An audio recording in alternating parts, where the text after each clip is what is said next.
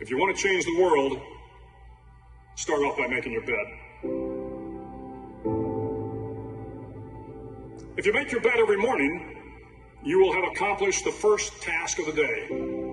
It will give you a small sense of pride, and it will encourage you to do another task, and another, and another. And by the end of the day, that one task completed will have turned into many tasks completed. Making your bed will also reinforce the fact that the little things in life matter.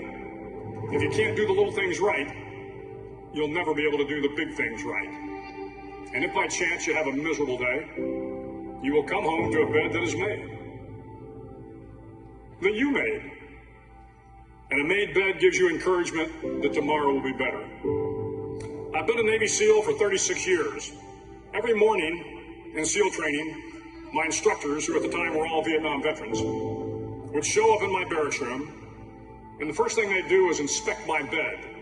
If you did it right, the corners would be square, the covers would be pulled tight, the pillow centered just under the headboard, and the extra blanket folded neatly at the foot of the rack. It was a simple task, mundane at best, but every morning we were required to make our bed to perfection. It seemed a little ridiculous at the time, particularly in light of the fact that we were aspiring to be real warriors, tough, battle-hardened SEALs. But the wisdom of this simple act has been proven to me many times over. It matters not whether you ever served a day in uniform. It matters not your gender, your ethnic or religious background, your orientation, or your social status.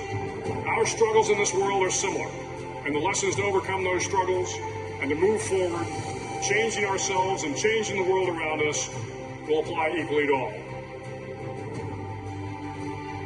If you think it's hard to change the lives of 10 people, change their lives forever, you're wrong. I saw it happen every day in Iraq and Afghanistan. But changing the world can happen anywhere, and anyone can do it. So what starts here can indeed change the world. You will likely fail often, and it will be painful. It will be discouraging. At times, it will test you to your very core.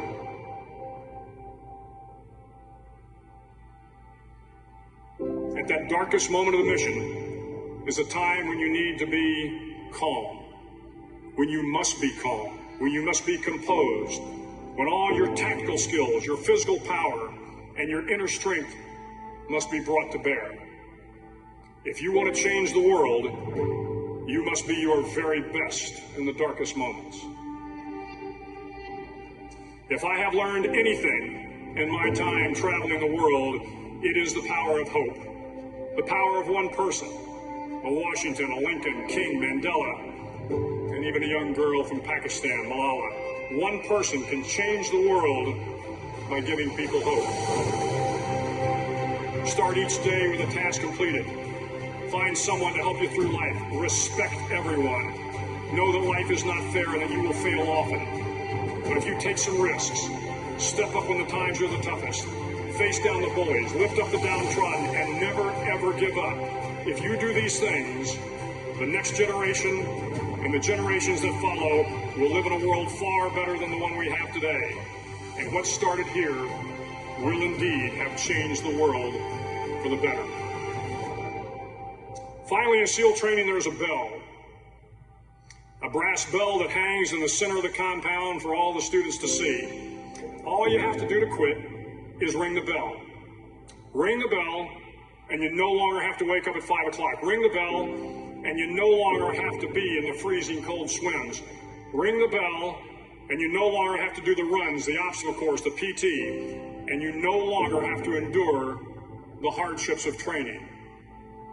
All you have to do is ring the bell to get out.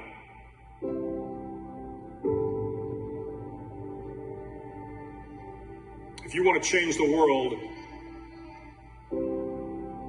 don't ever, ever ring the bell.